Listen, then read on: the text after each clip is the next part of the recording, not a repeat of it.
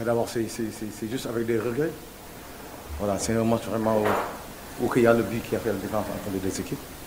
C'est vrai qu'on avait en face de nous une très belle équipe du Ghana, donc on a eu à jouer pendant les Jeux africains. Qui a une bonne maîtrise, voilà. Mais je pense qu'on a fait de très belles séances de vidéo. On a eu sur le plan offensif comme Carrefour, parce que l'objectif c'était de jouer très long. Ils n'ont pas essayé de jouer, donc c'était à nous de reculer. Malheureusement, sur un deuxième ballon, voilà, il y a une faute de défense. On prend un but. C'est dommage pour nous, voilà, parce qu'on avait vraiment la possibilité de faire quelque chose dans ce match. C'était un match peut-être où on pouvait sortir match nul. Mais comme on dit encore une fois, c'est le foot. Donc c'est à nous maintenant de travailler, c'est à nous de continuer pour espérer avoir la qualification future. Ben, c'est amer parce que c'est un but qui vient de nulle part. Quand on voit le nombre d'occasions qui se sont créées, je pense qu'il n'y avait presque pas d'occasion entre les deux équipes. Ils se tenaient après. C'est vrai, il faut reconnaître une belle équipe qui a beaucoup d'expérience, voilà, qui a des gens peut-être qui sont plus matures que nos joueurs.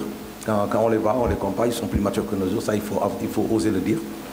Mais on a eu à faire notre jeu, on a eu à les contenir, on a eu à contrecarrer un peu leur jeu sur la profondeur qu'ils faisaient.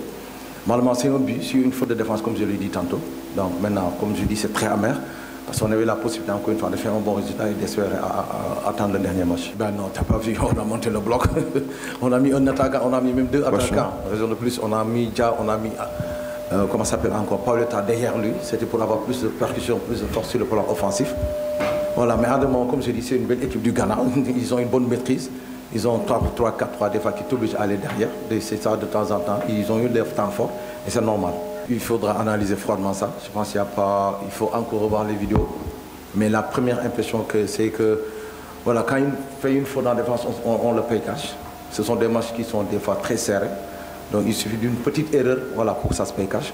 Je pense qu'il n'y avait pas ce but. C'est un match vraiment à qui il faut féliciter les gens. Quand ils sont battus, ils ont donné le meilleur de même. Mais malheureusement, comme je l'ai dit tantôt, il y a un but un fait de jeu, voilà, qui fait que Ghana marque un but. Mais on va continuer, comme je dis, à bosser pour espérer avoir autre chose. Mais ça va être une finale pour nous.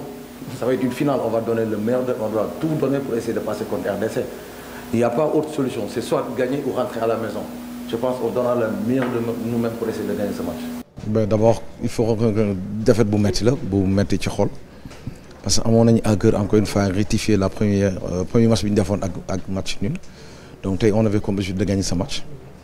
Mais en face aussi, il y avait une très belle équipe du Ghana, équipe qui a une maîtrise, voilà, équipe il y a des gens plus très matures. Voilà, le match se tenait sur le prêt, donc chacun pouvait, je pense, contrôler le match. Il essayait de poser le. Nous aussi, on était très bien en place. Malheureusement, on pense sur le but, peut-être, ça ne fait pas partie du jeu. Sur une faute, sur une erreur défensive, on prend un but. Maintenant, là, on a suivi, poussé. Ils ont maturé, ils ont ils ont un peu usé du temps pour dem. Mais encore une fois, nous, il faut que nous reconnaître que c'est nous qui les avons pas que bien pour nous défendant d'autres âmes. Premier ça s'était passé la deuxième match aussi, voilà, on prend ce genre de but. Donc c'est finalement si on aspire à être champion waratuñu am kii. Mais comme encore une fois le dessin entre nos mains, voilà, dañuy jéem a ñaax xale ñu récupérer comme ça nous permet de récupérer pour mën a engager dernier match avec beaucoup plus de volonté. Li ci jàng mooy que match ça se décante sur des détails et je pense on les avait dit ça. C'est un match boo xam ne peut-être benn équipe bëggul perte ñoom ils sont tout le temps équilibrés sur le plan défensif. Voilà, maintenant c'était à nous d'être très serein, d'être très organisé, calme derrière. Mais on a c'est un match boo xam ne important mais pas décisif parce que fii tournoi bi c'est goal différence particulier la équipe bi nga gagné yow yaa koy raw chaque fois. Ça veut dire que le dernier match bi c'est extrêmement important, ça va être final encore une fois. Maintenant on va essayer de se reposer def lépp lu ñu am ci match boobu pour essayer de passer. Non, je pense que am nañu ay principes yoo xam ni c'était parce que nous on a des principes, on a un projet de jeu boo xam ni voilà ça à partir derrière. Mais tey c'était un match boo xam ni il fallait aborder ko autrement parce que équipe bu doon avancer sa kaw la. Tu as vu ñoom ils sont venus, ils n'ont jamais joué deux passes en zone, ils ont tout le temps mis le ballon suñu ginnaaw. Nous aussi en retour bi ñu doon avancer parce que l'équipe qui joue 3-4-3 faiblesse bi c'est un peu sur les côtés donc il fallait aussi ñun jéem a trouver côté boobu. Malheureusement on l'a trouvé mais pas tout le temps, mais comme ni ma ko waxee rek.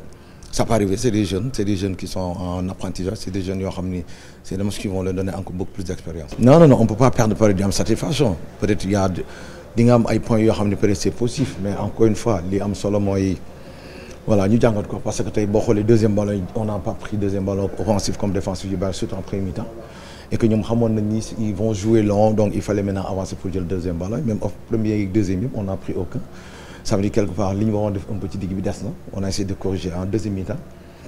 On a amené déjà indi Pape Matar ci kanam, c'était pour avoir plus de percussion sur le plan offensif. Malheureusement, ça n'a pas voulu entrer. C'est les jours sans qui arrivent. Non, c'est différent. Centrafrique, Ghana, c'est différent. Centrafrique nous a attendu pendant tout le match.